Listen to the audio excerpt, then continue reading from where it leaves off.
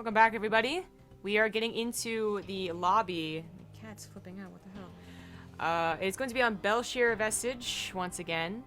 So. Welcome back to Belshire Vestige. Yes. And the players are actually ready to go, and you're in here, so let's go ahead and get started. It is the second best of 3 of the nights, and it is a ZvP, Super versus Solar. That's right, first ZvP of the evening, and ZvP's been a very exciting matchup lately. Very excited to see what we have in store between Super and Solar. Super back, large and in charge, looking a lot better than I remember him from the Pro League days. He was a bit of a killer, but he's turning into a very strong individual, I guess. That's what I want to say. Yeah. Well, we'll see what he looks like against Solar. I mean, this guy's actually... Well, Solar, I think, has a lot more under his belt in terms of recognition. He's literally a monster. Yeah, exactly. On the bottom right, speaking of, he is the blue Zerg, Solar. A lot of love to Splice, by the way. It was really cool to see them pick up stats in Solar and become a part of the scene. Fan of the team. And at the top right here, this is Super. And he's playing under the tag D-Open. Yeah. Or Dopin. I hope he's not Dopin. Yeah, Dopin. Winners don't use drugs. Don't do drugs, kids. He seems to be the only non-Terran on that team, by the way, which I think is so funny. Like, Alive, I want to say, made it, because it's the first time I saw it, and then a bunch of other Terrans from the Illuma League were on it, and I thought it was like a little club for Terrans, and then suddenly Super's on it. And I was like, oh, he's like an honorary Terran. Do you think they tease him because he's the only non-Terran? They're like, poke it in, and like, they make him wear a Protoss shirt. They make him wear a Protoss shirt at practice. Yeah, probably. He's actually hazed. It's pretty bad. No, I don't know what it is, right? Like, the history of clans in Korean StarCraft 2 is actually quite fun to learn about, you know, when it came to Brood War, but it really was not such a thing, to be honest, in StarCraft 2.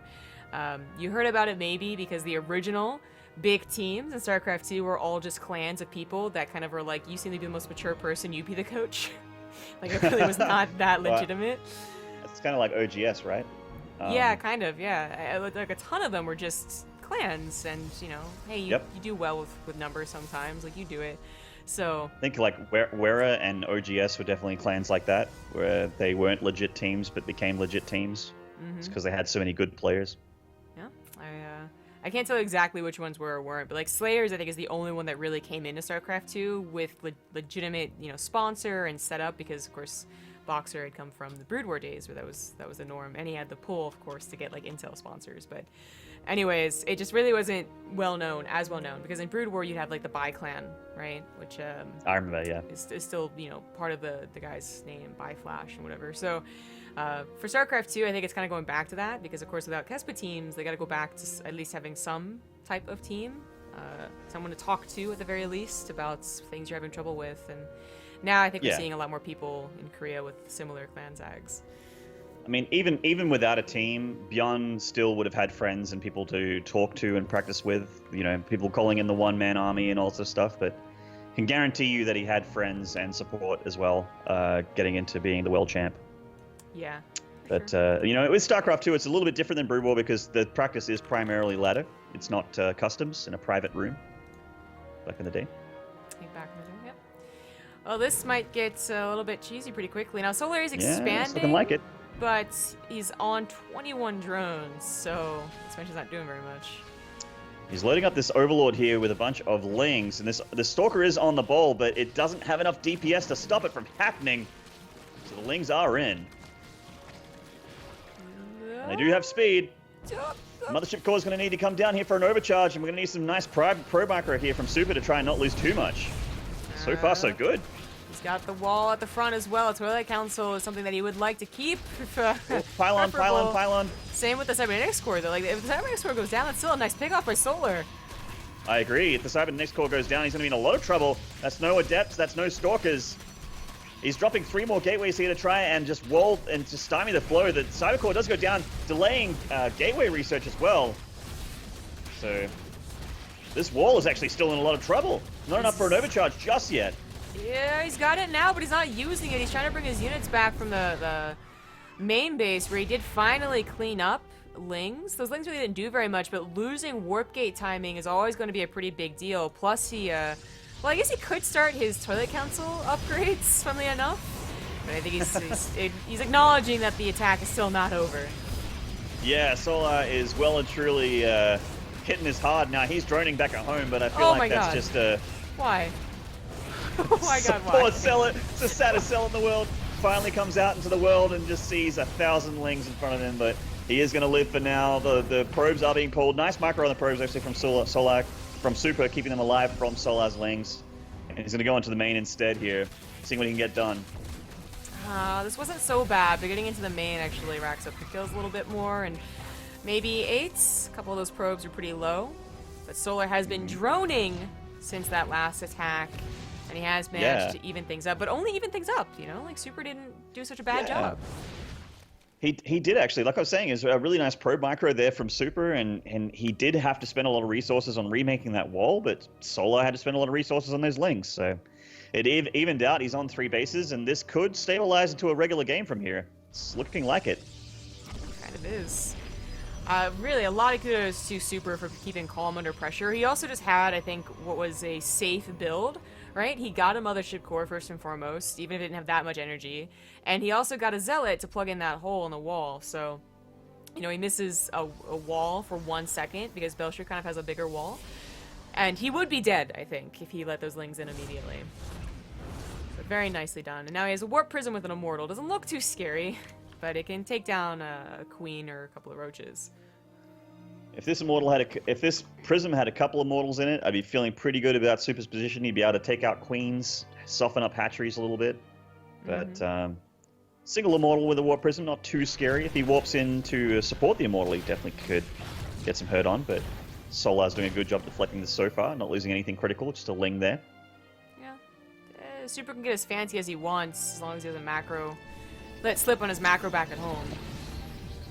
So Super is going to go into what seems to be the regular PvZ opener, except a little bit late because he had to deal with a bunch of links, and that is the Dark Shrine follow-up. He already has that Prism, so he can get those Archons out in the field. You know, Super would really want to kill this Dropping Overseer. a lot of gateways. Yeah, exactly. He's going to go for an all-in, then he's going to get the Overseer. It's going to stop him from seeing the gateways. I also think it missed the additional Twilight Council, though he probably knows it's somewhere. But that's going to be Immortals, Resident Enclave Adepts, Force Fields, and Archons from Dark Templars that can be merged. Ooh, baby. That's a scary Protoss army right there. Super is expanding, but I still wouldn't be surprised if he moved out with his army. I mean, he has a Warp Prism, he has a Mothership Core that he could recall with. It wouldn't be bad pressure at all to at least let Solar see this army and you know, quake in his boots a little bit. Yeah, we see that the army of Super is circumnavigating the army of Solar. Looks like both players are going to be hitting each other around the same time here. Oh, Solar pulling all the way back. He sees the attackers going down here. He's going to try and utilize this high ground to fight back the Protoss army, but my god. It is a scary force here, and it is up almost 30 supply, over 30 supply on the army supply of Super. Super has such an anti-roach army, though. Like, even though Solar's starting to add in Ravagers, just very, very helpful. The 3 Immortals, 3 Archons. I mean, the Adepts could shade past, too, and force him to split his army. This is dangerous. Oh, boy. You see the Archon at the front is getting taken out. Force Field's going down here. The Ravagers still connecting with a lot of their Biles. And Link's coming up from the back here. Will it be enough DPS to be able to burn down these important Immortals here for Super? In fact, Solar looking like he's starting to close this net a little bit. If he had a big reinforcement here of Roaches, which are on the way, I think he's going to be able to deflect it. Oh, man. The Immortals really weren't microed to their best ability, I would say. Oh, those Ravager shots. Yeah, Dang. those Biles on the end there, sealing the deal for Super. Getting game number 1 is Solar, so really well played. That definitely looked like, on paper, you see that, and you're like, okay, Super has won this game, but no, that's a really nice hold there from Solar. Maybe Super getting a little bit lazy on micro, I'm not sure, but definitely needed to work a little bit harder than there to get a win from Solar. What a beast.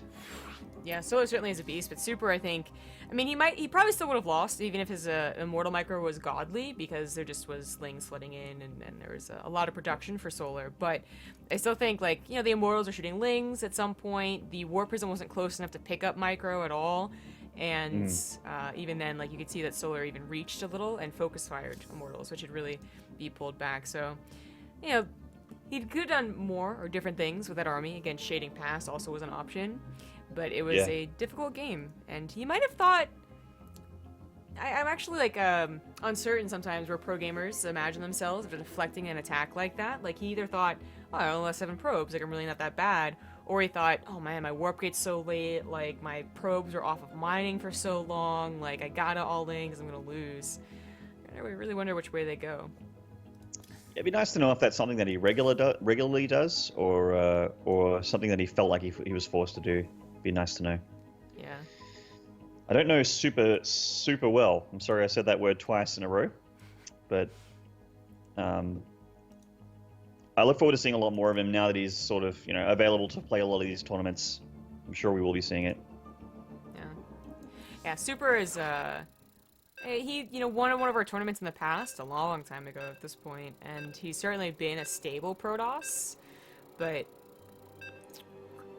just not. Oh yeah, he's so old school. He's been around forever. Yeah, he is old school for sure, but he's not like, oh my god, it's Super. Oh my god. Yeah, he's been a bit of a backbencher for a while, like a B teamer, I suppose. But he is sort of like I said at the beginning of game one. I feel like he's coming into his own as an individual, as in his own product as a pro gamer. Yeah. And a win here in this TING qualifier will certainly be a good step towards that. Mhm.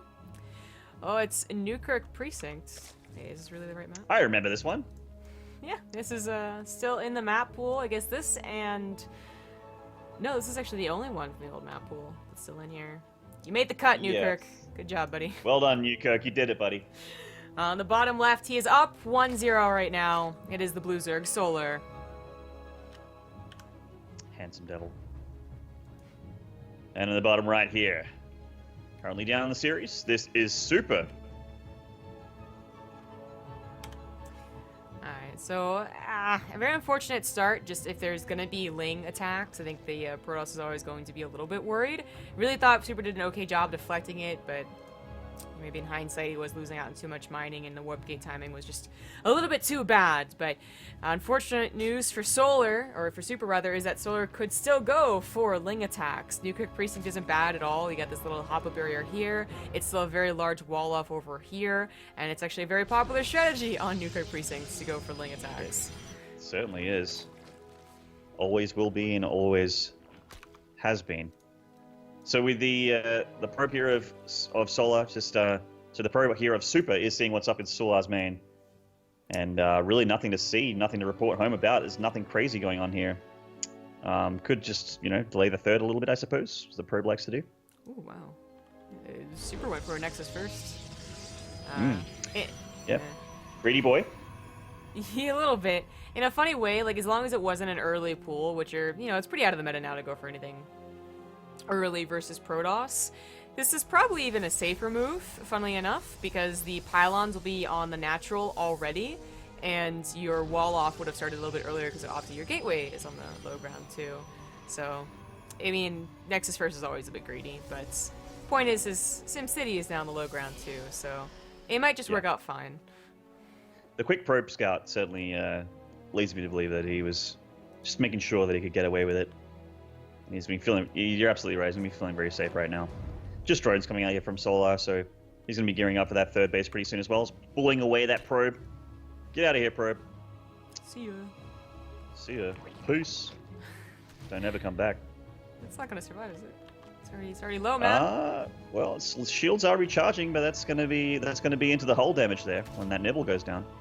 Maybe not. Ooh, a second It'll nibble. survive. This is the pinnacle of StarCraft 2 Oh, casting, come by the way. on. Oh, What was that? Super! You didn't need to do that. Ow. Wow. Did he really want to delay those lings by 100 milliseconds just to kill a probe? Come on, man. That probe was so close to living, he could have gone through that zealot into the minerals. Yeah, I think it would have. It feels bad. Oh, Mothership, of course, Terrible. actually going to go for a scout. What is this, PvP?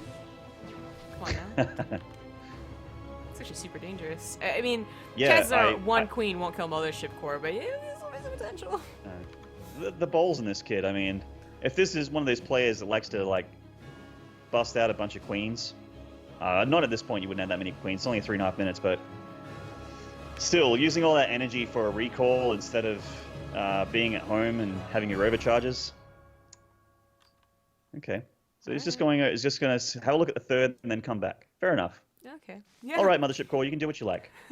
Doesn't have to recall. If there was Lings hiding somewhere, then there's no filtered overcharges. Okay, then Super's in a bit of trouble, but nothing like that. Super is once again going for a lot of extra gateways and resonating glaives, but this is going to be a War Prism, not a bunch of Immortals coming out of this Robo. So not exactly the same composition we saw last game. But Solar does have to scout this. Super is dropping 6 gateways back at home. Warp Gate about to finish. Prism on the way as well. So this is another one of those really strong 2-base attacks. Mm-hmm. And I don't think Solar's yet gotten a scout in. Nope. His lair's only halfway done. So, no Overseer. No Twilight Council either. So this looks like just straight up Adept. Dark Shrine, you mean? Sorry, yeah. Yeah. It's like, well, there definitely is one. But yeah, the Overseer would really like to... Well, you don't want to turn to Overseer, of course, because the Overlord would get full health. But it might just be the War Prism, which is still suspicious. Like, it doesn't guarantee that it's an all-in. It could just be, right, like Immortal drops, but... Or Depth Harassment. But okay, there you go. That's enough Adepts we warped in. Yeah. See 7 Adepts warped in at once. You're like, okay, it's time to make spines and units, which is exactly what Solar's doing right now. He's got a lot of Protoss units to deal with here. Third in on a touch. A spot of bother, but it looks like he's got enough units at the stage to be able to bat it away. In fact, Solar has a pretty healthy army supply advantage here. Yeah, it's looking okay. In fact, Solar even like sneaking in a drone right there. If the Adepts start shading in multiple locations, the Roaches without Roach speed are going to have a hard time responding, and without Ling support too. But if the Adepts all go in one location, then I think Solar can do fine. Yeah. The Adepts not shading there, I actually think was a smart decision. There's a lot more Roaches in that natural than there is down here at the third. They are reinforcing with their brethren though. Solar reading Super like a book here with these shades. Yeah, these are gonna go through. It looks like the Warp Prism did move So many on units over. there. Yeah, I don't think this is gonna work. This is not enough of a surprise, you know. Solar cut drones quick enough. He had Roaches, obviously, and there's no recovering from this. Yeah, he read this so well. Oh my, yeah, and he's Adepts are shading into third here. He's reinforcing with another shade, with another reinforcement of Adepts, but I feel like this might be the last warp in here, or the second to last warp in, because Solar is starting to trade very well here against Super. He's skyrocketing in supply advantage. Yeah. And yeah, these are getting cleaned up here in the natural, shredded by Lings and Queens. GG. Solar gets himself a 2-0. Very quick. Wham bam, thank you ma'am. Yeah, Super not having the greatest games right there. I mean, the first one had great defense, but then the response after, I guess, wasn't so well done in hindsight. And then this game, just going for an Adept all in, didn't look very confident versus Solar. Two big all-ins, and they weren't on fresh new maps. I mean, Belcher Vestige is new to the map pool, but not a new map. It's not like it's crazy map, Honor Grounds, or or Proxima Station. So we can't really say map familiarity is why you're all in there. It just seemed like his decision at that time, but unfortunately, Solar just completely crushed it. Completely crushed it. Yeah. Well, that puts us in a slight pause, I suppose, as Trust versus Keen is not quite done. I assume that would finish first, but I don't know. Hero Creator has been going on for this time too, and we're just gonna be waiting. It's a long PvP. Yeah, I guess so. The PvPs seem like they've actually been going on the longer sides lately, but we're gonna be waiting basically for the semifinals. If we can catch game 3 of any of these matches, then that'll be great. Just sit here twiddling our thumbs, but it is gonna be going into the winners semis. So of course, again, if you don't know, it's double elimination. So the winner semis, then winners, and then it's down to the losers brackets, which hasn't actually really been advanced so far yet, as people are still, I guess, waiting to report their scores. Sure. Yeah, well, we'll see what happens.